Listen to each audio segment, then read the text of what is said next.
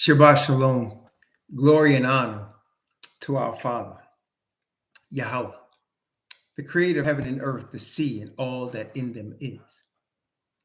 The Father of the Messiah, Yahweh Shai, whom he has set forth as the mercy seat for us to overcome all our sin, who is now our high priest and the representation of Father's righteousness for us, and the soon returning King of this planet.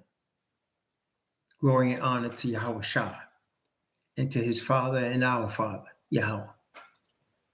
Greetings to the 12 tribes of Israel scattered into the four corners of the earth because we worshiped other gods, who are now returning to their own God, Yahweh, the one who created them as a nation and brought forth Abraham, Isaac, and Jacob and named them,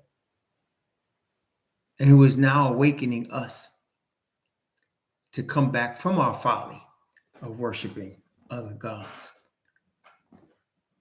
Greetings to them. Greetings to the 144,000 among them who are the forerunners of the return of Messiah. The ones who are being prepared, the ones who are the cause of the delay and are now being prepared to receive Father's name in their foreheads and to give the last warning message to this dying planet. Greetings.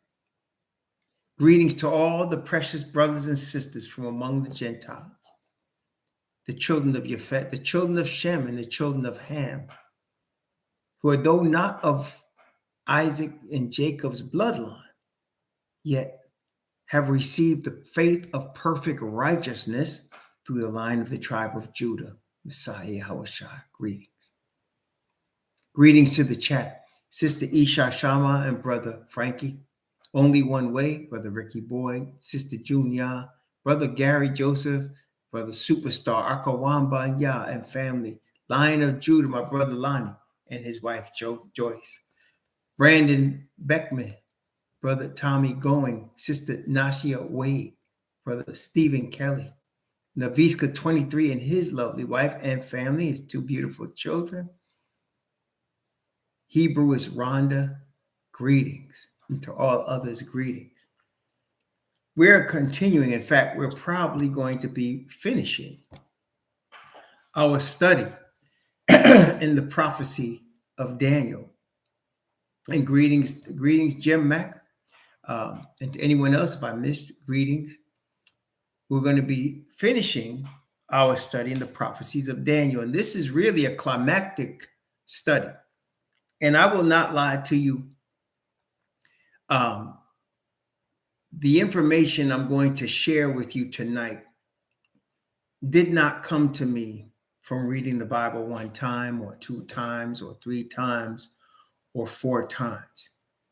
All of the 20 times that I have read through the Bible from Genesis to Revelation culminated in what I'm sharing with you today.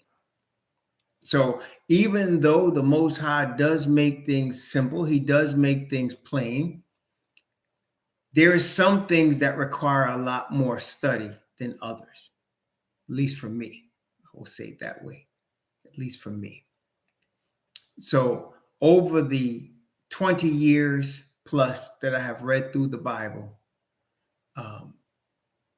I've come to certain conclusions from the Most High. And this is the thing about, again, prophecy. Prophecy is the Most High showing his servants what the future holds. He doesn't show it to everybody, as we know. The revelation of the Messiah, Yahushua, which Yah gave unto him to show unto his servants things which must shortly come to pass. And he sent and signified it by his angel unto his servant, John, who bare record of the word of Yah and of all the things which he saw. Blessed is he that readeth and those that keep those things which are written therein, for the time is at hand.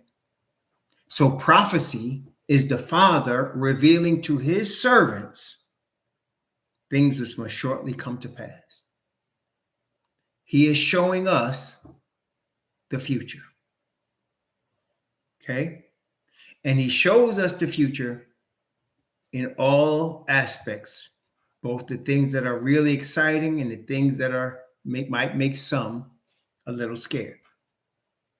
But he shows us the whole thing. And the thing we should remember above all things, my brothers and sisters of Israel, we win at the end. We win at the end.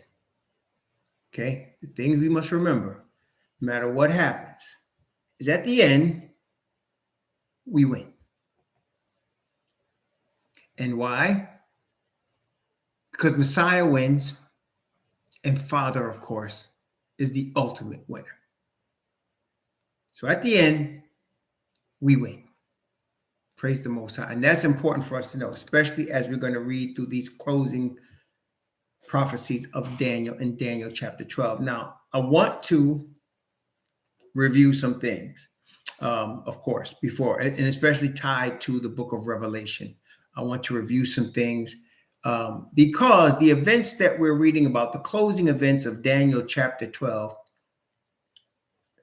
are the beginning, the time of the beginning of the 1,000 years, the time of the return, the first resurrection, the return of Messiah, and the beginning of the 1,000-year period. First, let's go to Revelation chapter 20. Revelation chapter 20. And we know that as we're reading Revelation chapter 20, we've studied this before, but for some of you who have not, Revelation chapter 20 is a continuation of Revelation chapter 19. Revelation chapter 19, in the middle of it, when you get to verse 11, you are seeing the return of the Messiah, the second appearance of the Messiah on planet Earth. And his appearance as king, his first appearance as king. This is the beginning of the destruction of what is now the earth as we know it in the Babylonian system, and the beginning of a 1,000-year reign. Okay, and I want to just look at what the Bible says about that time period so that we can know what it looks like, because it gives us several witnesses in this area. And then we'll come back and look at Daniel, and we're really working backwards here. Okay, we're working backwards here. So let's take a look in Revelation chapter. Let's start at chapter 19. Let's start at chapter 19. And I'm going to begin at verse 12, because we're also going to look at Ezekiel chapter 39, which tells you the same thing, but gives you other details in the same event. Okay, so let's first look at Revelation chapter 19 from verse 12. Let's read down, and then we'll go into Revelation chapter 20, verse 6. We'll talk about that, and then go back to Ezekiel 39, which is another witness of the same thing. Again, in the mouth of 2 or 3 witnesses, let every word be established. So let's begin at Revelation chapter 19, beginning at verse 12. And this is John's witness in the book of Revelation, Yochanan, one of the 12 apostles in Revelation chapter 19. His eyes were as a flame. Actually, let me start at verse 11. I'm sorry, Kawamban. Let me start at verse 11. And I saw heaven opened, and behold, a white horse. And he that sat upon him, was called Faithful and True. And in righteousness he doth judge and make war. So the Messiah is coming to judge and make war. This is no peaceful transition of power. This is a violent, radical overthrow. If you will, the revolution of all revolutions. He is coming to judge and make war. His eyes were as a flame of fire, and on his head were many crowns.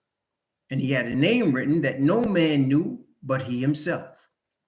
And he was clothed with a vesture dipped in blood, and his name is called the Word of God, or the Word of the Most High. And the armies which were in heaven followed him upon white horses, clothed in fine linen, white and clean.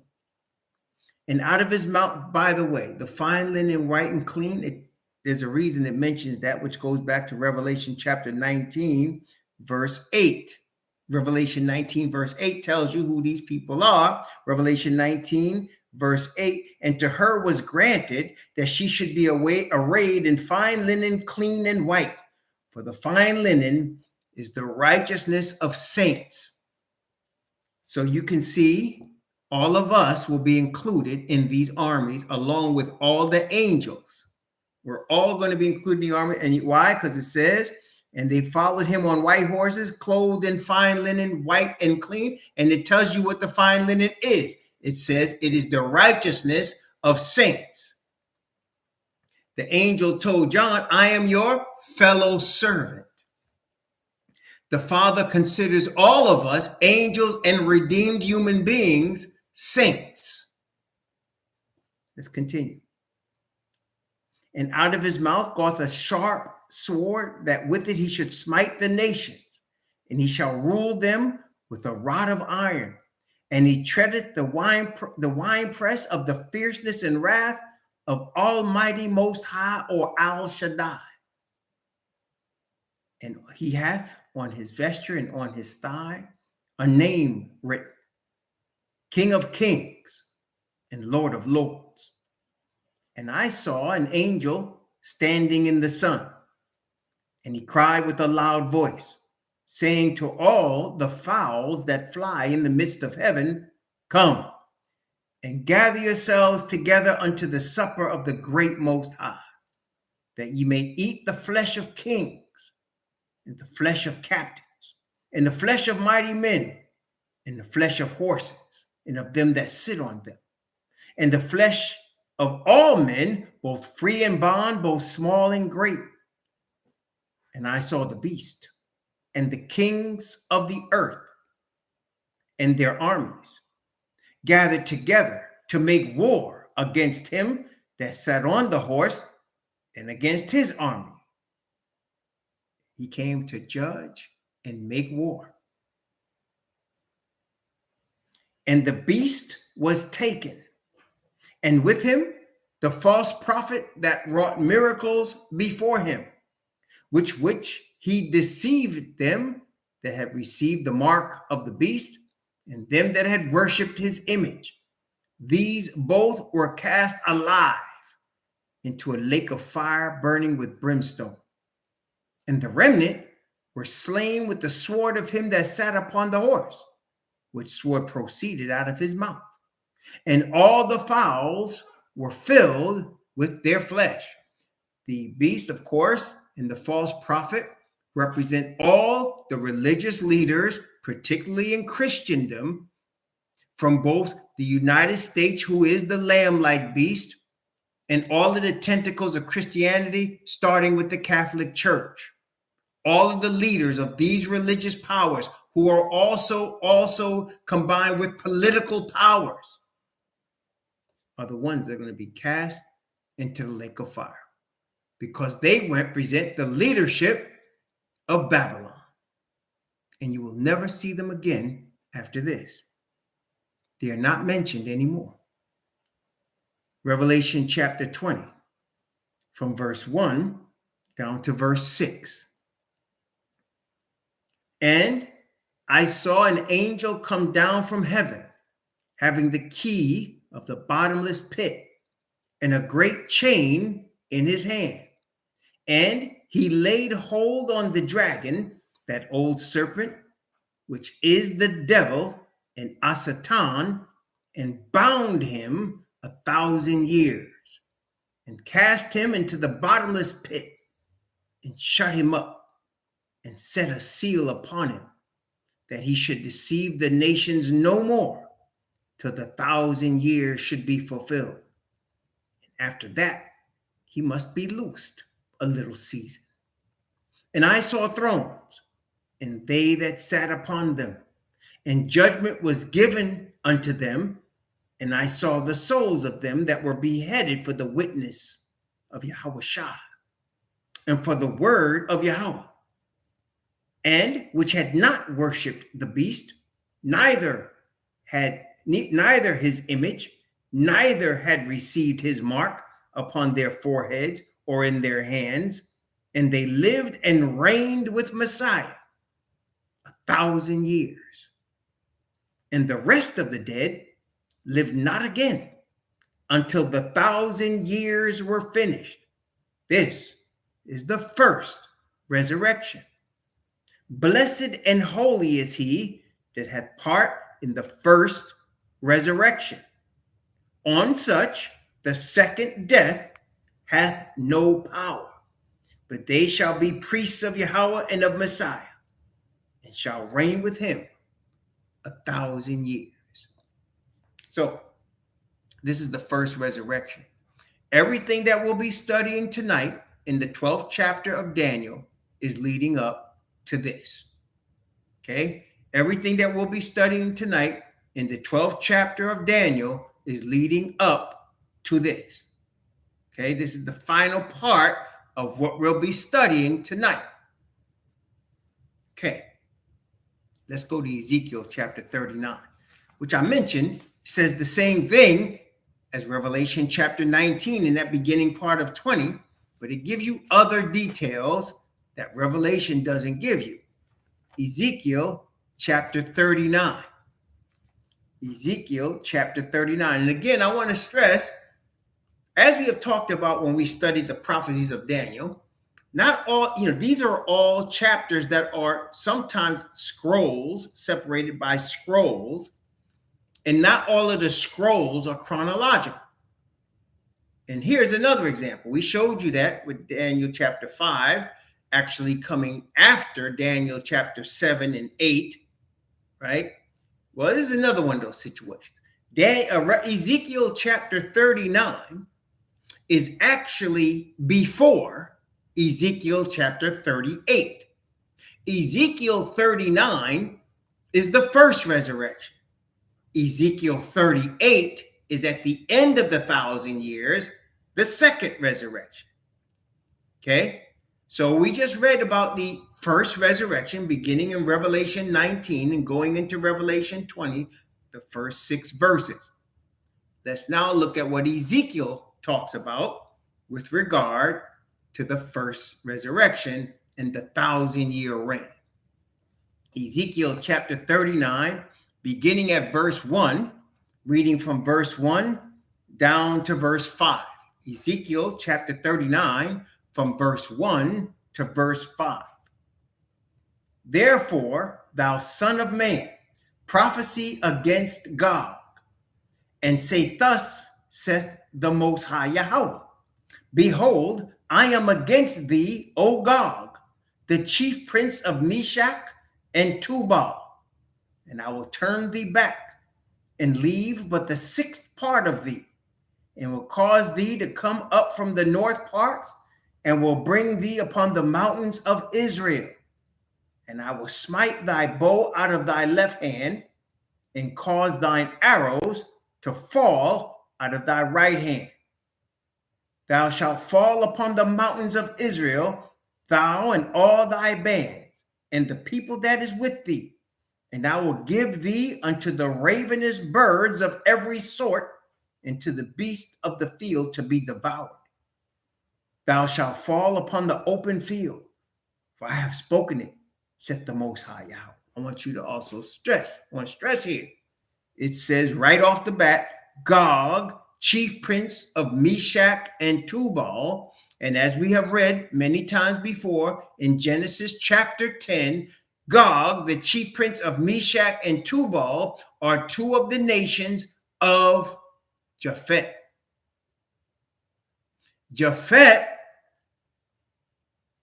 is now called today Europe. Same geographical area. So the European area is what is being addressed in chapter 39, because the Europeans are the dominant people of the last days. That is not something we have to guess about. That is something that is clearly seen. So that when you see Gog, and it says he is the chief prince of Meshach and Tubal. Meshach and Tubal are children of Japhet, indicating to us, again, that the dominant people of the last days come from Europe. No, that's just Europe. Not Europe and Europe, period. That's where Japhet comes from. Or if you want to expand it, yes, Asia, yes, Europe and Asia Minor, yes, you can add that too. But domination is Europe. Yes, a lot of countries in Europe. A lot of countries in Europe. That's right. So, and what did Noah say about Japhet? And the Most High shall enlarge Japhet, and he shall dwell in the tents of Shem. Okay, let's continue. Ezekiel 39, verse 6.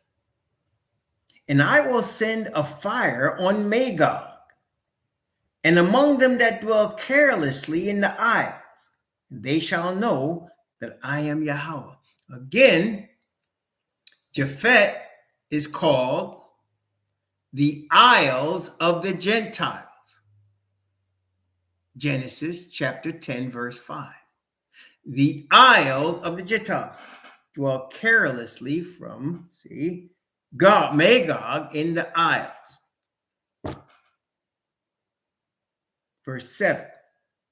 So will I make my holy name known in the midst of my people Israel, and I will not let them pollute my holy name anymore. And the heathen shall know that I am Yahweh, the Holy One in Israel. Behold, it is come. It is done, saith the Most High Yahweh. This is the day whereof I have spoken. And they that dwell in the cities of Israel shall go forth and shall set on fire and burn the weapons, both the shields and the bucklers, the bows and the arrows, the hand staves, the spears, and they shall burn them with fire 7 years. First resurrection. This is the white horse. So that they shall take no wood out of the field, neither cut down any out of the forest, for they shall burn the weapons with fire. They shall spoil those that spoil them, and rob those that rob them, saith the Most High Yahweh. Where have we seen that before? He that leadeth into captivity shall go into captivity. He that kills with the sword must be killed with the sword. Here is the patience and faith of the saints. Y'all remember that? That's Revelation 13, verses 9 and 10. Let's continue. Verse 11. And it shall come to pass in that day that I will give unto Gog a place there of graves in Israel, the valley of the passengers on the east of the sea, and it shall stop the noses of the passenger. And there shall they bury Gog and all his multitude, and they shall call it the valley of Hamon-Gog. And 7 months shall the house of Israel be burying them, that they may cleanse the land. Yea, all the people of the land shall bury them, and it shall be to them a renown, the day that I shall be glorified, saith the Most High Yahweh. And they shall sever out men of continual employment, passing through the land to bury with the passengers those that remain among the face of the earth to cleanse it. After the end of 7 months, they shall search. And the passengers that pass through the land, when any seeth a man's bone, then shall he set up a sign by it, till the buriers have buried it in the valley of Hamon-Gog. And also the name of the city shall be Hamona. Thus shall they cleanse the land. And thou, son of man, thus saith the Most High Yahweh, speak unto every feathered fowl and to every beast of the field, assemble yourselves and come, gather yourselves on every side to my sacrifice that I do sacrifice for you, even a great sacrifice upon the mountains of Israel, that ye may eat flesh and drink blood. Ye shall eat the flesh of the mighty. We just read this in Revelation. And drink the blood of the princes of the earth, of rams, of lambs, of goats, of bullocks, all of them fatlings of Bashan. And ye shall eat fat till ye be full, and drink blood till ye be drunken, of my sacrifice, which I have sacrificed for you. Thus ye shall be filled at my table with horses and chariots, with mighty men, and with all the men of war, saith the Most High Yahweh. And I will set my glory among the heathen, and all the heathen shall see my judgment that I have executed in my hand that I have laid upon them. So the house of Israel shall know that I am Yahweh, their Most High, from that day and forward. And the heathen shall know that the house of Israel went into captivity for their iniquity, because they transgressed against me. Therefore I hid my face from them, and gave them into the hand of their enemies. So fell they all by the sword. So you see, the house of Israel, the Bible says here, went into captivity in the land of their enemies. And the Most High delivered them, and he's going to show the heathen that are saved why. He says, because they trespassed against me, therefore hid I my face from them, and gave them into the hand of their enemies. So fell they all by the sword, according to their uncleanness, and according to their transgressions have I done unto them, and hid my face from them. Therefore, thus saith the Most High Yahweh, now will I bring again the captivity of Jacob, and have mercy upon the whole house of Israel, and will be jealous for my holy name. After that, they have borne their shame and all their trespasses, whereby they have trespassed against me, when they dwell safely in their land, and none made them afraid. When I brought them again from the people, and gathered them out of their enemies' lands, and am sanctified in them in the sight of many nations, then shall they know that I am Yahweh, their Most High, which have caused them to be led into captivity among the heathen. But I have gathered them unto their own land, and have left none of them any more there. Therefore will I hide my face, neither will I hide my face any more from them. For I have poured out my spirit upon the house of Israel, saith the Most High Yahweh. So you can see the Israelites would have been in captivity, would have been oppressed in the land of their enemies. And the Most High will have delivered them from their oppression and from the hand of their enemies, and glorify them with his spirit. This is the first resurrection. Praise the Most High. This is the first resurrection. Okay, so this is the end of what we're going to be studying in Daniel chapter 12. This is the end part right here. Part of it also is in Revelation chapter 10, which is where the book of Daniel is actually introduced to the book of Revelation. Remember, well, you haven't seen it yet, but you're going to see it. So there's a little book introduced in Revelation chapter 10, There's a little book introduced in Revelation chapter 10, and it's opened in Revelation chapter 10. And certain things are said in Revelation chapter 10. Let's go there. Revelation chapter 10.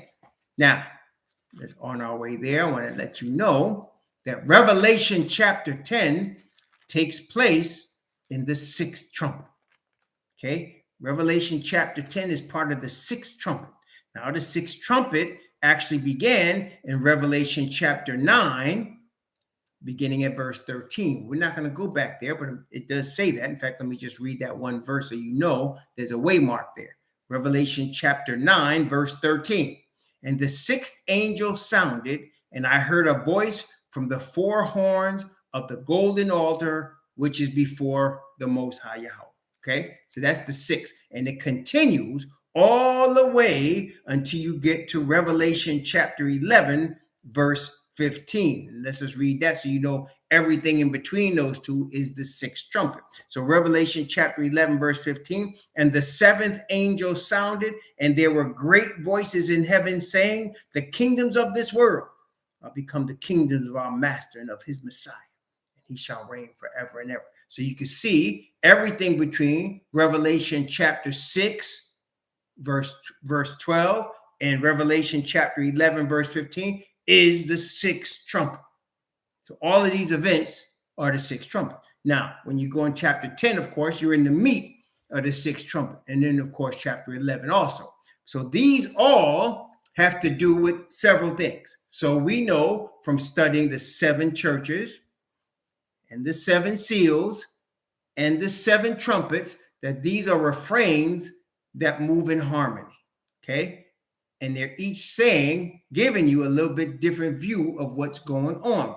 Whereas the churches are telling you the condition of Yah's people in 7 time periods. The seals are telling you the sealing of Yah's people in the time periods. And then the trumpets are telling you the warnings to Yah's people in the time periods. So you have the condition of Yah's people, the sealing of Yah's people, and the warnings to Yah's people in the time period. So here, and we also know, of course, when we look at Revelation chapter 6, verse 12, down into chapter 7, all of that is the sixth seal. And we know who is introduced in the sixth seal. The 144,000 is introduced in the sixth seal, which is where you see them. Once you see them and understand that they're in the sixth seal, you should know they're also in the sixth church, Philadelphia. You should also know they're in the sixth trumpet. Okay, so the sixes is where you and I live. That's where you and I live. Okay, that's where we live right now. So what we're reading about, what we just read about, are the things just ahead of us. Y'all get that? So the resurrections and the us ascending to the sea of glass and then coming back with the white horses, that's just ahead of us. That's just ahead of us. So everything that happens between what we're reading now is all of the ground we're getting ready to cover from now, where we live today, tonight, until what we just read. Okay? Which is only, as we know, a few years from here. Just a few years from here. Okay? A child could count the years. It's just a few years from here, where we at right now. Okay? So I want you to understand that, because you're going to see some very difficult things. But just remember, we win at the end. Okay? And all that's going on, the Father is showing us. Remember, that's what prophecy is. He is showing us what's about to happen. And look, he's only showing us. Not that the information is not available to everybody, but it's tailor-made and designed for us. And look here. Y'all remember how Father said, when he put the plagues on Egypt, he hardened Pharaoh's heart. Remember he said it? He said, I'm going to harden his heart and I'm going to get my glory on him. Why is that? Because as the Israelites, led by Moses, were following the Father, the Egyptians, led by the sun god and false gods, were rejecting the Father. Well, that's what we're dealing with now. So that we're getting this information, so that we're prepared. Anybody else listening to it that it's not for won't believe it anyway. They won't believe it anyway. Okay? So it's all good. So let's start at Revelation chapter 10, because understanding that this is where we are now, when we go back to chapter 12 of Daniel, you'll start to understand where that is and why that is. Okay, so let's go in Revelation chapter 10, beginning at verse 1. Revelation chapter 10, beginning at verse 1. And I saw another mighty angel come down from heaven, clothed with a cloud, and a rainbow was upon his head. And his face was as it were the sun, and his feet as pillars of fire. So this mighty angel has a rainbow over his head. This is no ordinary angel with a rainbow over his head. Well, let me ask you all a question. In the book of Revelation, somebody else has a rainbow over their head. Do you remember who that was? Somebody else has a rainbow over their head in the book of Revelation. Y'all remember who that was? It's your first quiz question for tonight. That's right. The Father Yah in Revelation chapter 4, sitting on his throne, has a rainbow over his head. Now, this is not the Father, obviously. Well, then, who is it? It's the Father's representative, who is Messiah. Y'all get that? So, and this is the blessing of knowing the truth of the word of the Most High. By the way, please read your Bible. Read your Bible. If you notice, we're covering a lot of stuff tonight, and I don't think we've left these pages yet. Read your Bible. Start in Genesis, read through Revelation. It's not easy. It's hard work. But the Father's going to show you some eternal things and prepare you for what's coming. Okay? Read it. Take you a year. When you get done, read it again. And what took me 21 times to learn, some of y'all going to learn in a couple of readings because it's that close. Okay? What took me 21 times to learn, some of y'all are going to learn 1, 2, 3 times. You're going to start getting it. Okay? Because the Father's preparing us.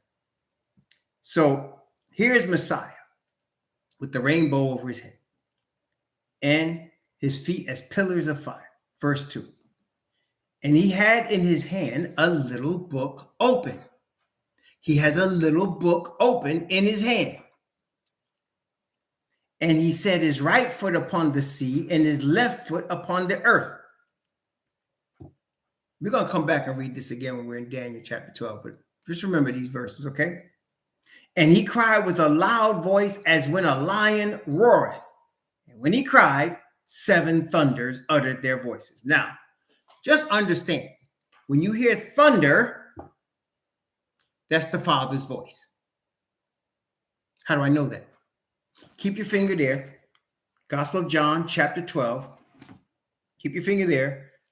We'll come right back there. I just want to show you this real quick. Gospel of John, chapter 12. Gospel of John, chapter 12. And I'm going to read Gospel of John, chapter 12, I'm going to read verses 27, 28, and 29. Actually, I'm going to read down to verse 30. Gospel of John, chapter 12, verses 27 to 30. We're going to come right back to Revelation chapter 10. Gospel of John, chapter 12, from verse 27 to 30. Now is my soul troubled, and what shall I say? Father, save me from this hour. But for this cause came I unto this hour. Father, glorify thy name. Then came there a voice from heaven saying, I have both glorified it and will glorify it again. The people, therefore, that stood by and heard it said that it thundered. Others said an angel spake to him. So the Father's voice sounded like thunder. Okay? Not just there, it's also in Exodus chapter 19. The Father's voice sounds like thunder. So here we are in Revelation chapter 10. And when the Messiah cried with a loud voice, 7 thunders uttered their voices. Now, why is it significant that we understand that this is the Father saying something? And he's saying something, and he noticed it said 7. 7 means perfection, completion, finished. 7. Okay? Perfection, completion, finish. That's 7. And the Father said something that was perfection, completion, and finish. 7. So what would the Father be saying that is the finish? What would he be saying about something being over?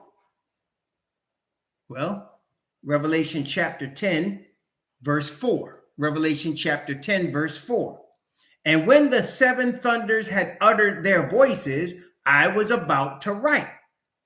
John was about to write what he heard. Well, what happened? And I heard a voice from heaven saying unto me, seal up those things which the seven thunders uttered, and write them not. So he heard the Father speak, and he was about to write what he heard the Father speak. And he said, nope, you got another voice that says, don't write that. Don't write that. Why? Verse 5. And the angel which I saw stand upon the sea and the earth lifted up his hand to heaven, verse 6, and swear by him that liveth forever and ever, who created heaven and the things that therein are, and the earth and the things that therein are, and the sea and the things which are therein, that they should be time no longer. Watch verse 7. But in the days of the voice of the seventh angel, when he shall begin to sound, the mystery of Yahweh should be finished, as he hath declared to his servants, the prophets. So Father let loose a mystery that was going to be finished. John was about to write it, and they said, the other voice said, don't write that. But in the seventh angel, that mystery will be finished. What's the mystery that the Father knows that he's telling Messiah for the Messiah to tell us? What's the mystery that only the Father knows that he tells Messiah for the Messiah to tell us? That's right. The day and hour of Messiah's return. The day and hour of the Messiah's return. The day and hour of the Messiah's return. Messiah said, no man knows, not the angels, not the Son, only the Father. And we know that the Father will reveal it to the Son. That's what the book of Revelation is all about. It is called Revelation.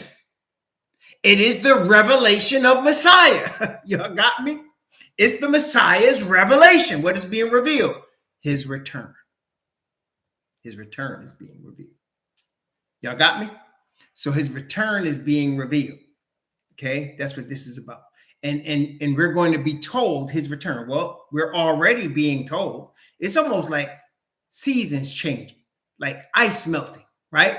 We're already being told, because right now, what do we know so far?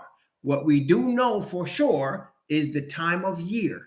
We do know that. The time of year that Messiah is going to return. What time of year he's going to return? In the autumn. We do know the month of his return. It is the 7th month in the autumn. We do know this, okay? We don't know exactly what year yet, for sure. But as he has revealed us those things, yep, it's going to be a full moon. As he's revealed to us those things, as we get closer, he's going to show us exactly. We're going to know. The day that Messiah returns, you and I, brethren, we're going to be expecting him. The earth will not be expecting him. He's going to come on them as a thief in the night, but not to us. He's not going to come on us as a thief, because we will be expecting him. Father will have told us, or at least told Messiah. Messiah will have revealed to us everything. He's already begun to do it. And the proof is in what we already know. That's the proof, what we already know. We know it's going to be in the autumn. We know it's going to be in the 7th month. We know it's going to be during the full moon. We know all of that from the word. We just don't know the year yet. But it's coming. Okay, it's coming. Okay, right? So let's continue. Revelation chapter 10. Let's start at verse 7 again. But in the days of the voice of the 7th angel, when he shall begin to sound, the mystery of Yahweh should be finished, as he hath declared to his servants the prophets. And the voice which I heard from heaven spake unto me again and said, go and take the little book which is open in the hand of the angel, which is standing upon the sea and upon the earth. And I went unto the angel and said unto him, give me the little book. And he said unto me, take it and eat it up. It shall make thy belly bitter, but it shall be in thy mouth sweet as honey. And I took the little book out of the angel's hand and ate it up. And it was in my mouth sweet as honey. And as soon as I had eaten it, my belly was bitter. And he said unto me, thou must prophesy again before many peoples and nations and tongues and kings. Now, couple things here. The message is what he's eating. It's the message of the book of Daniel. That's the little book. And he's eating it. And where we see that in the Bible before, again, let's go back to our brother, our Israelite brother of the priest of Levi, Ezekiel. Ezekiel chapter, I think it's chapter 2 or chapter 3. Let's see. Ezekiel, let's go back to our Levite brother of the captivity, Ezekiel.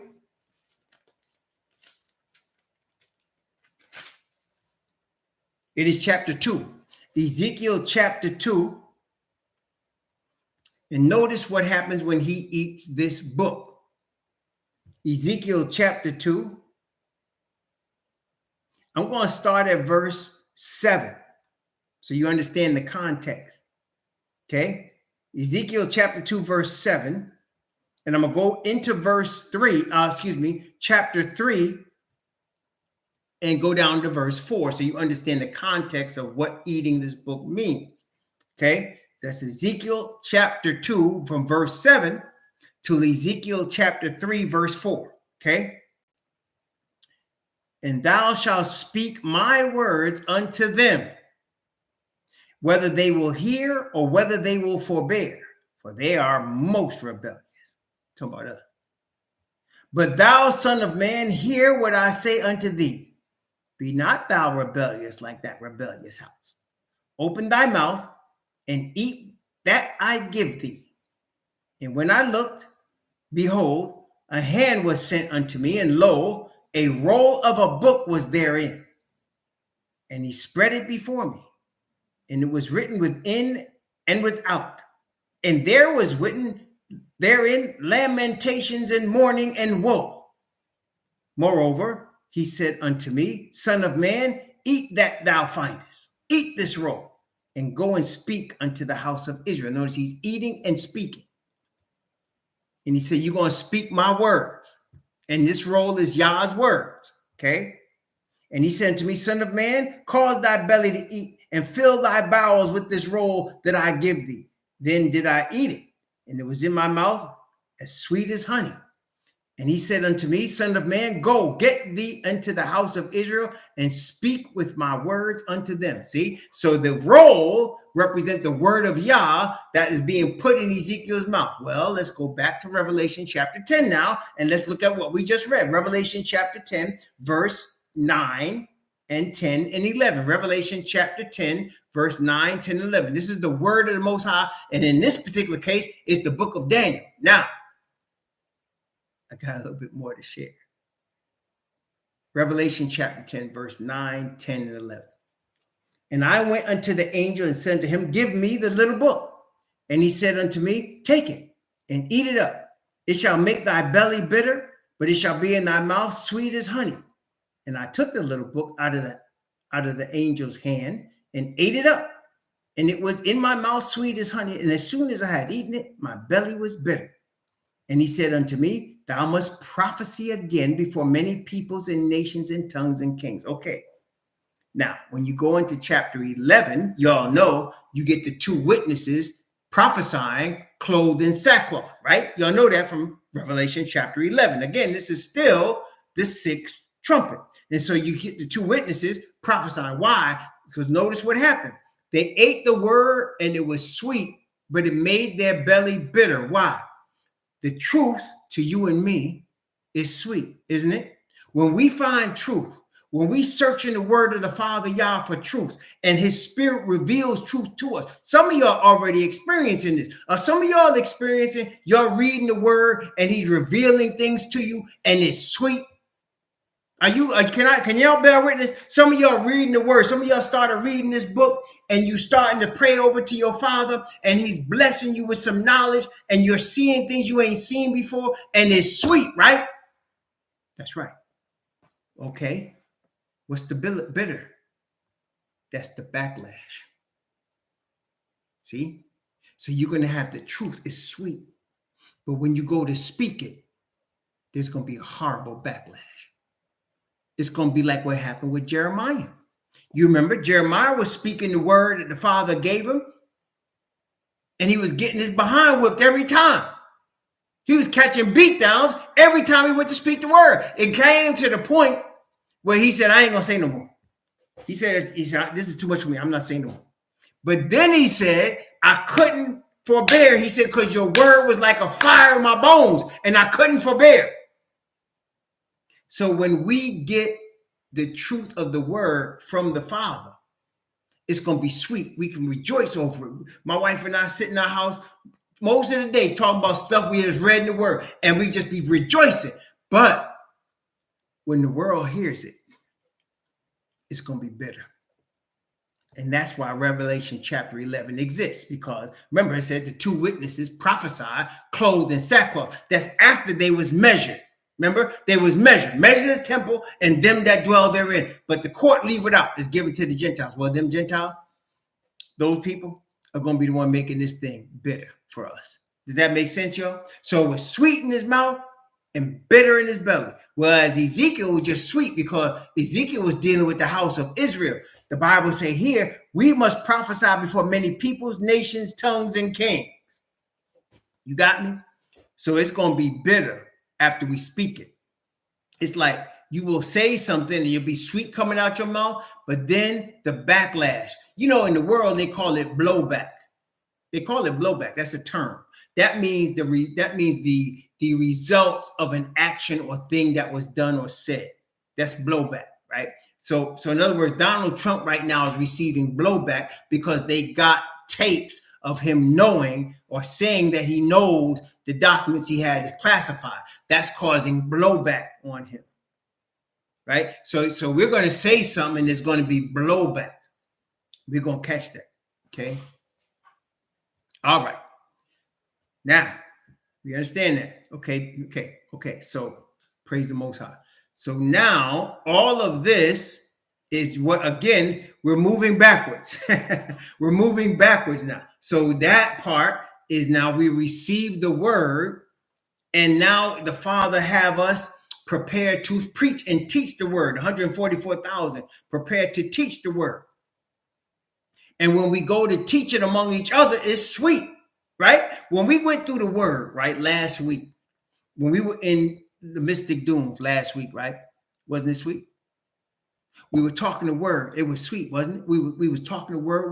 We went into that restaurant. We was talking the word, and then we came after that we came in the back room. We were still talking the word. It was sweet. Well, it's going to continue to be sweet. Praise the Most High. But once people in the world hear it, we're going to get blowback, and it's going to be bitter.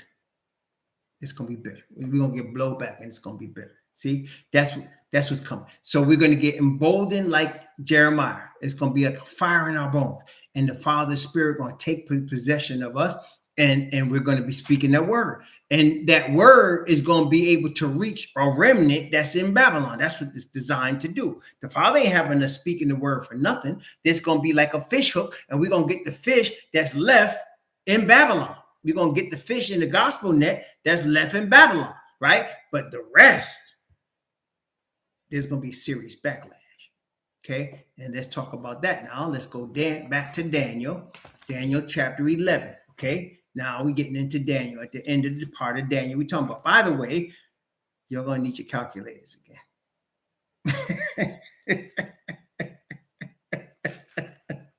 You're going to need your calculators, okay? Just tell you. All right, so Daniel chapter 11. And you remember where we started, where we left off last time. And let's go from there. Daniel chapter 11, talking about the 144,000. Just so happened that the 144,000 in Daniel 11 is in verse 44. Okay, so we know that the powers of the king of the north, which is the Christianity powers and all of the tentacles of Christianity, along with the Abrahamic religion, so-called, they're going to be dominating, and they are. They're getting a revival. You're going to see a big revival among them. That's coming. And then come verse 44. Daniel chapter 11, verse 44. But tidings out of the east and out of the north shall trouble him.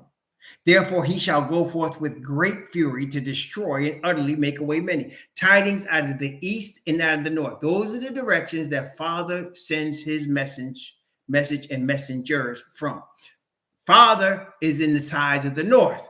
Messiah say, as the sun rises in the east and sets in the west, so shall the return of the Son of Man be. So you see, north and east are the Father's directions. So that's just a symbolism of the 144,000's message. And again, that message is truth and it's sweet to us. But you see, when it says it's going to be bitter in our belly, it said he shall go forth with great fury to destroy, because they're going to be very upset at us, to put it mildly. Satan and his crew are going to be very upset at us, to put it mildly. Okay? They're going to go forth to destroy. And that is in corresponding to Revelation 13. Whosoever would not worship the image of the beast should be killed. It's going to come down to that. And what's going to cause that to be pricked up, what's going to cause that to be dusted up, is the message of the 144,000 with the power of the Father's Spirit. So when the Father's Spirit is sealing us, and it's coming, he's preparing us now. As he's sealing us, and that's why you see where we at. That's going to cause Satan to stir up, and all of the forces of the Gentiles to stir up. All of the forces of those with the Gentiles, even bloodline, stir up. And they're going to want to destroy us. Okay? Daniel chapter 11, verse 45. And he shall plant the tabernacle of his palace between the seas and the glorious holy mountain, that he shall come to his end, and none shall help him. So now, this is important too. Not only is it important that the Pope and the Vatican set the tabernacle in Jerusalem, which they have, but they must reestablish sacrifices with the Ashkenazis in Jerusalem. That's what this is talking about. Because you have to have the complete counterfeit. Does that make sense, brethren? You got the true Israelite bloodline. You got to have the false Israelite bloodline. So Satan has got to bring the whole game out. He got to bring out a sacrifice and all of that in the falsehood. You understand? To try to make the counterfeit look real. You understand? So he's going to do that. And right now in Israel, the state, you have all three Abrahamic religions. You have Christianity, you have Ashkenazi Judaism, and of course you have Catholicism. Okay, yeah, in Islam, Islam, Judaism, Christianity. All three are in state of Israel right now. All three. The so-called Abrahamic religions. Islam, Judaism, Christianity. All three there. And you're going to see them converge. You're going to make a big deal of it. It's going to come. It's happening, brethren. It's coming. Okay. He's got, and that's at the time that we're bringing forth our message. So you can see how crazy this is going to be. So our message comes forth from the Father with the power of the Spirit. That's the difference. It's not just words, brethren. It's power.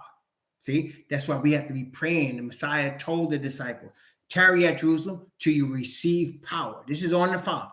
All he wants us to do is pray to him through Messiah. He's going to empower us. And the words that come from our lips are going to have such a tremendous power. It's going to scare people. It ain't going to be because how loud we yelling. It's going to be the convicting power. It's going to scare them. And they're going to be mad. And the powers that be of the beast and the false prophet are going to want to kill us. Okay. And that brings Daniel chapter 12, verse 1. Daniel chapter 12. That combination of the power Father places on us and the response from Satan's forces of the three so-called Abrahamic religions brings Daniel chapter 12, verse 1. Daniel chapter 12, verse 1. And at that time shall Michael stand up, the great prince which standeth for the children of thy people. And there shall be a time of trouble such as never was since there was a nation, even to that same time. And at that time, thy people, this is Gabriel telling Daniel, and at that time, thy people shall be delivered, every one that shall be found written in the book. Michael, the great prince, will stand with Daniel for the children of your people. That's us. Okay, so there's going to be a climactic situation. It's going to come to critical mass. The power of Father's 144,000 spirit-filled message versus the power of Asatan's, his spirit and his message of the three so-called Abrahamic religions on the planet Earth, along with politics, all mixed together. Okay, and business, all mixed together, which is why they can stop us from buying and selling.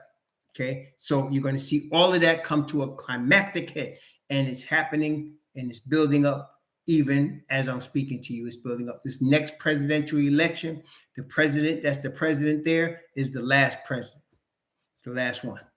Okay, and so everything's getting ready to come to a head right now. It's getting ready to get crazy out here. Okay, now the Father is telling us we're going to be delivered. And again, that's what we need to remember. We're going to be delivered. Okay, we're going to be delivered. All right. So now, Daniel chapter 12, verse 2, from verse 2 down to verse 4. Daniel chapter 12, verses 2 through 4. Many of them that sleep in the dust of the earth shall awake, some to everlasting life, and some to shame and everlasting contempt. And they that be wise shall shine as the brightness of the firmament, and they that turn many to righteousness as the stars forever and ever.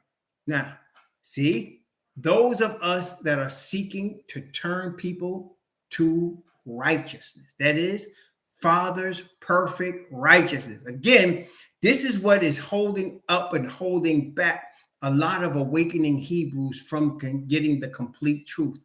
A lot of awakening Hebrews are more concerned with wearing tassels and long beards than receiving perfection of righteousness. You hear me? So the perfection of righteousness and the teaching of perfect righteousness of the Father, of the Spirit of the Father. They that worship him must worship him in spirit and in truth. So Father is seeking those to receive his spirit and bring forth that message of perfect righteousness. We must have it, otherwise you cannot be saved. No matter how many tassels you wear, no matter how long your beard is, no matter how many mitres you wrap around your head, you cannot be saved unless you have perfect righteousness. And that's what it says here. And they that be wise shall shine as the brightness of the firmament, and they that turn many to righteousness as the stars forever and ever. Righteousness exalteth a nation, but sin is a reproach to any people. Righteousness is going to be the foundation of the kingdom of Messiah. Righteousness is going to cause the earth to shine without even the need of the sun. And so, brethren, that's what we need. And that's what the Father's acknowledging, those that teach his righteousness. Okay? Not nobody's church, nobody's denomination, nobody's Christianity, Father's righteousness as it exists in Messiah. Okay? Verse 4. Now Gabriel's getting ready to give some bad news to Daniel. Daniel chapter 12, verse 4. But thou, O Daniel, shut up the words and seal the book even to the time of the end. Many shall run to and fro, and knowledge shall be increased. See this little book, Daniel? He says, shut it up. It's not going to be known. It's not going to be open. Nobody's going to understand it until the time of the end. Now, brethren, we read about the 2300 days. When did the time of the end begin? Quiz question. We read about the 2300 days in Daniel chapter 8. We read about what the time frame is in Daniel chapter 9. When did the time of the end begin? That's right, 1844, when the sanctuary was cleansed, was going to be cleansed. Y'all got that? So, okay, yes, that's good. Very good, very good, very good. So, after 1844, the book of Daniel will be opened and understood. After 1844, we will begin to understand what the seven thunders uttered. Well, let me ask you a question. Has that arrived? Do we understand now what the seven thunders are trying to say? Are we getting a graph now of the prophecies of Daniel? So the little book that the angel was holding, that he opened. Notice it was open. Revelation chapter 10. Notice he closing it right here in Daniel chapter 12. But in Revelation chapter 10, notice it. Revelation chapter 10.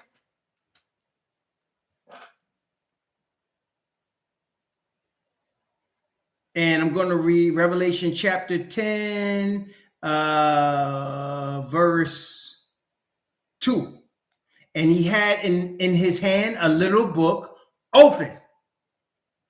In that same little book, he gave to John and said, you're going to prophesy again before many peoples, nations, languages, and tongues. And then we saw in chapter 11, they prophesy clothed in sackcloth and ashes. Okay. So that's the same little book, Prophecy of Daniel, which is also connected to the prophecy of Revelation and is being opened to us in these last days. Okay, now back to Daniel chapter 12. So he's telling Daniel, though, it's sealed up, Daniel. You're not going to be getting it. It's okay. You're not going to get it.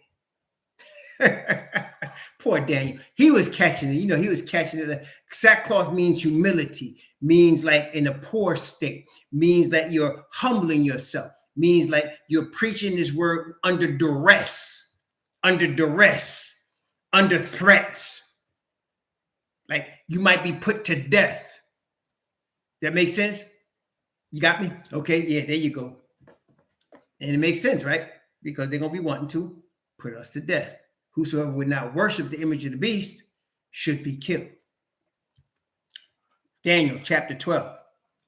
Now, Daniel's going to, after he was told, okay, this is going to be sealed up, Daniel. You're just not going to get it right now. Okay, Daniel chapter 12, verse 5. Daniel chapter 12, verse 5. Watch closely. Daniel chapter 12, verse 5. Watch closely. Then I, Daniel, looked, and behold, there stood other two, the one on this side of the bank of the river and the other on that side of the bank of the river. So now picture the scene. After Daniel is told all this by Gabriel, Gabriel's telling them all this. Then he notices two other angels, one on one side of the bank of the river and one on the other side. Remember, he was standing next to the river Hiddekel.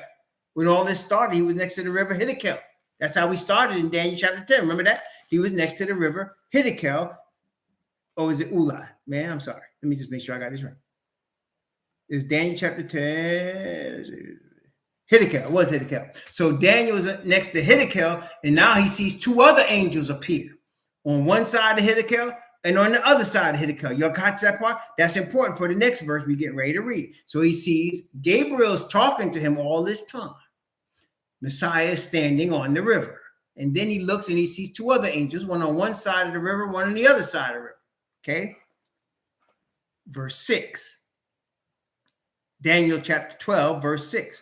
And one, that is one of the two, said to the man clothed in linen, which was upon the waters of the river, how long shall it be to the end of these wonders? So, one angel is standing on one side of the river. One angel is standing on the other side of the river. Messiah is standing on the waters of the river. And one angel asks a question. How long shall it be to the end of these wonders? Now, what you're about to see is what we already saw in Revelation chapter 10, verses 1 and 2. Watch. Daniel chapter 12, verse 7. Watch. And I heard the man clothed in linen, which was upon the waters of the river, when he had held up his right hand and his left hand under heaven, and swear by him that liveth forever, that it shall be for a time, times and a half, when he shall have accomplished to scatter the power of the holy people, all these things shall be finished. Where do we see that? That was Revelation chapter 10, verses 1, 2, and 3. He said he held up his right hand and swear by him that live forever, forever and ever, who created heaven and earth. Remember that? We read that. Same thing here. Okay, same thing. And he said a time, times and a half.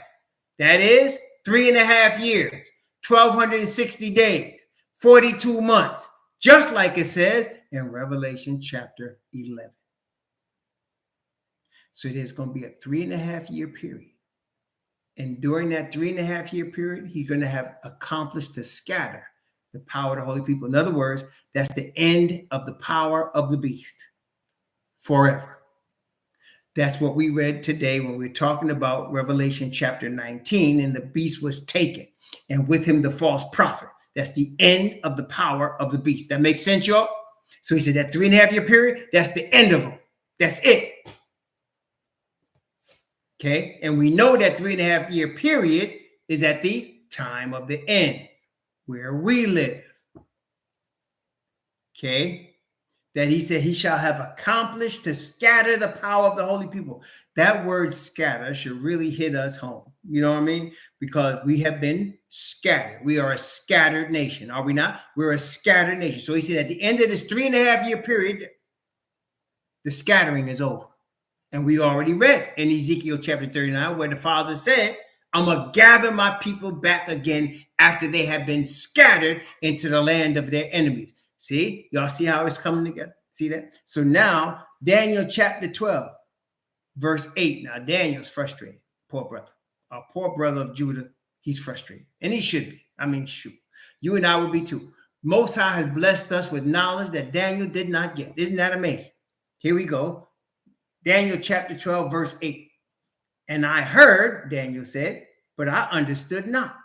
Then said I, O my master, what shall be the end of these things? Verse 9. And he said, now this is Messiah talking. And he said, go thy way, Daniel, for the words are closed up and sealed to the time of the end. So we know very well, we just talked about it, that the seven thunders are the return of Messiah. We know very well that he's already showing us these things. We know very well that we're being prepared now for a seal. Daniel, he was told, you're not going to know these things, Daniel, because its words are closed up and sealed until the time of the end. You and I are living at the time of the end. That's where we're living. Okay. Verse 10. Many shall be purified and made white and tried, but the wicked shall do wickedly, and none of the wicked shall understand, but the wise shall understand. Again, remember, who's prophecy for? It's not for everybody. See, the wicked shall do wickedly. None of the wicked shall understand, but the wise shall understand. Why? Because this is only for the servants of Yah, not for everybody. To show unto his servants things that must shortly come to pass. This is where we live, brethren. This is where we at. You see what I'm saying? This is where we are. Now, I hope you got your calculators prepared. We're going to need your calculators one more time. Okay? We're going to need your calculator one more time. All right? So let's look at verse 11 and 12. And again, it could be a little tricky. So I'm going to give you a hint right now. Don't worry about chapter 11 till after you read chapter 12. Let me just give you that little riddle and you'll understand. Don't worry about verse 11. Sorry. Don't worry about verse 11 until you see verse 12. Then you'll kind of understand. Okay? That's right, Yaakov. All right. So let's read it. All right. Daniel chapter 12, verse 11 and 12. And from the time that the daily sacrifice shall be taken away. And again, in this case, is removed. It's not exalted. And the abomination that maketh desolate set up, there shall be 1,290 days. Don't worry about that yet. Let's go to verse 12. Okay, ready? Let's go to verse 12. Blessed is he that waiteth and cometh to the 1,305 and 30 days. Now, why do I say wait for the now? 1,335 days. 1,335. Okay, you got that number?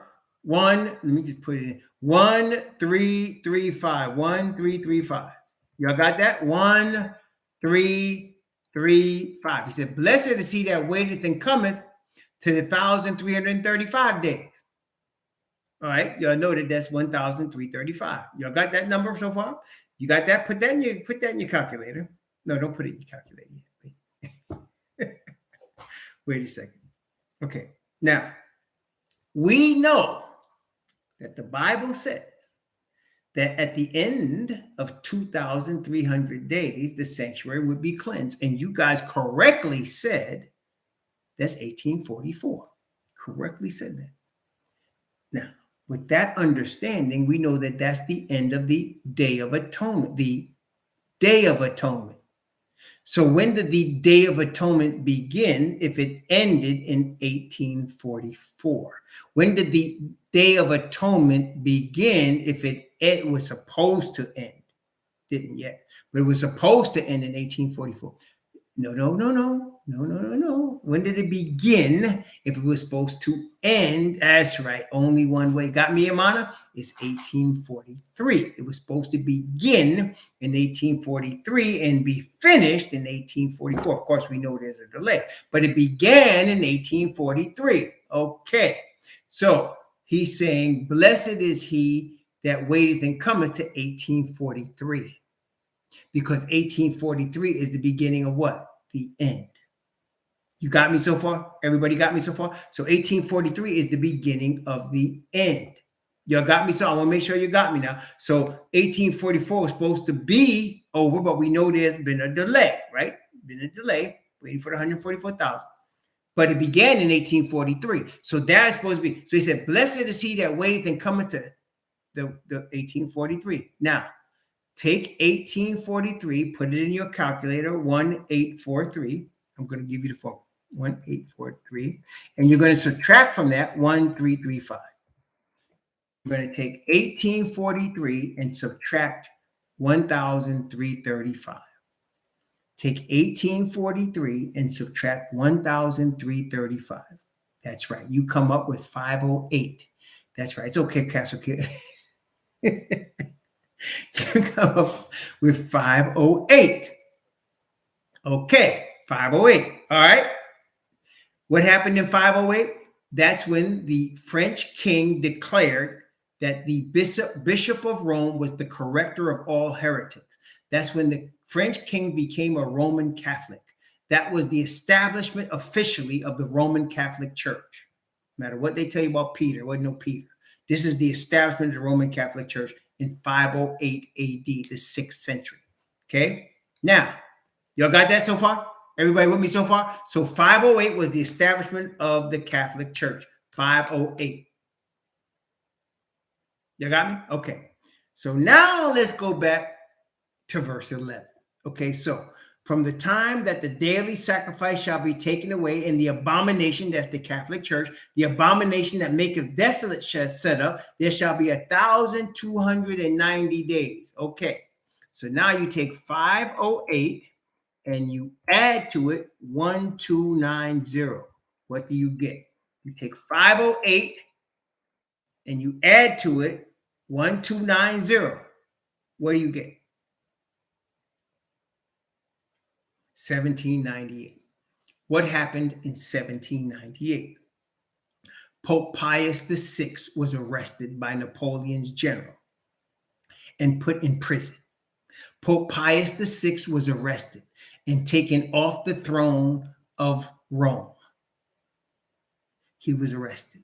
Now, there are some that believe the reason that whole revolution happened is because in 1793, the Pope disbanded the Jesuit order in 1793. Did you hear what I said? In 1793, there was a papal bull. Look up your Catholic history. There was a papal bull that disbanded the Jesuit order. Jesuits wasn't going to have that. And they demanded that the Jesuits leave France and Spain and parts of Rome where they had infiltrated and taken over and was driving people crazy. So the Jesuits said, oh, we're not going to have that. So they created the French Revolution. And in 1798, they took Pope Pius VI off his throne. Now, later on, in 1814, guess what? The Pope reinstituted. He reinstituted the Jesuit order. Okay, he reinstituted it in 1814. Okay, so 1798, that was when the deadly wound came. So it said from the time the abomination that maketh desolate is set up, there shall be 1,290 days. So now that's up to from 508 to 1798, the abomination that maketh desolate is set up. And then later on in 1929, We know that Mussolini signed a concordat with another pope, and the deadly wound was healed, right? And all the world wondered after the beast. And then it said, blessed is he that waited to the 1,335 days. That is 1843. Does that make sense, y'all? Blessed is he that cometh after 1843. That's us. Okay? Because we came after 1843. And there was a delay, which the Bible showed us about in Revelation chapter 7. And now we are being prepared for the end. Here we are. Okay? So see? So it kind of all comes together. There's a little bit more in there, but I'm not going to confuse you with more. But that's enough right now. So you can see 508 and 1335 plus that gets you to 1843. You can see that 508 and 1290 from that point gets you to 1798, where there was a deadly wound. And then 1814, they reinstituted the Jesuit order. And then after that, the Jesuits worked for over 100 years after that to get Mussolini in power, so that Mussolini would allow them to have their wound healed by giving them their own country within Italy. And that's what he did. That the Concordat, the Lateran Pact of 1929. That's called the Lateran Pact of 1929. So it was 115 years after they reinstituted the Jesuit order that they had this Lateran Pact that made the Vatican its own country officially. And all nations recognize it as a country. It's not just the head of a church. It's not just the capital of the Catholic Church. It is the capital of a country called the Vatican City. Okay? And that's the deadly wound being healed. Okay? This is what I'm telling you. This doesn't just come with just 1 or 2 years of study.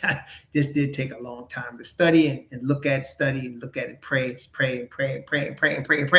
And then here we are. Okay, so y'all got the benefit of what it took me many years and even decades to learn, and y'all got it right here. So please read your Bible, read this stuff. Go back, go over it again. So here we are in the time of the end. Here we are where prophecy is being fulfilled in the sixes. Here we are being shown the time of year, the month of the year, when Messiah is going to return. We just don't know the date. What I do know is 2027 is the 40th Jubilee. That we do know. And we expect within 5 years after that, this to be over. Okay? We do expect that. Praise the Most High. And so please read your Bible. Read some more. We're all going to be getting more light. All of us, as you read this book and you pray to the Father Yahweh, he's going to give all of us more light. See, brethren, light is not for one of us to be exalted above all of us. Light is for all of us to know as a nation. Does that make sense? Light is not for me to be the teacher and y'all all to be students. Light is for all of us to know. What I'm doing right now is pointing you to where you're going to find more gold. That's all. Pointing you to where you're going to find more gold. Okay? Dig for more. And the Father will open your eyes and you will see more. Some of y'all are going to be teachers. Some of y'all are going to be preachers. Some of y'all are going to be out here doing all kinds of stuff for the Most High. Keep reading your Bible. Study your Bible. The 66 books. That's all you need. Don't confuse yourself. Study the 66 books. It's boring, some of it. It is. It's not easy. But you're going to get blessed beyond measure. Father will change your life. Pray to your Father. Ask him for his eternal spirit of righteousness, which is changing the whole thing. And he will guide us in the way we should go. Okay? He will guide us. Praise the Most High. Praise the Most High. That's right. That's right. Keep digging for that gold. He's going to show you stuff, okay? That he ain't showed me, or that he took me 20 years for me to learn. It's going to take you just a couple years. You're going to get it, okay? He's going to guide you. So keep doing that and humble yourself so that you're glorifying the Father. You're not glorifying man. You're glorifying the Father. When you find yourself trying to get glory for yourself, you just messed up. You just put your tool on it. You just messed it up, okay? The Father is all about his glory. This is all about him, okay? We will not make it. We would not make it if the Father don't bring us through. So we need him, okay? Go back and go through the word, study, Pray to your Father. That's right. It's all about his glory. Okay, all about him. Whew, okay, that was Daniel. We finished Daniel, the prophecy of Daniel. Praise the Most High. By the grace of the Most High, tomorrow we will begin Genesis. Praise the Most High. Maybe we'll do a question and answer first, since we just finished the prophecy. Maybe we'll do the question and answer first. Then we'll come back and start Genesis in the afternoon. Maybe we'll do that. Start off with question and answer. Okay. May the Most High bless you and keep you. May he cause his face to shine upon you and be gracious unto you. May he lift up his countenance upon you and give you peace. Shalom. Yes, we'll probably, let's start off with question and answer. We just finished this prophecy. We'll start off with question and answer, and then we'll begin Genesis. Praise the Most High.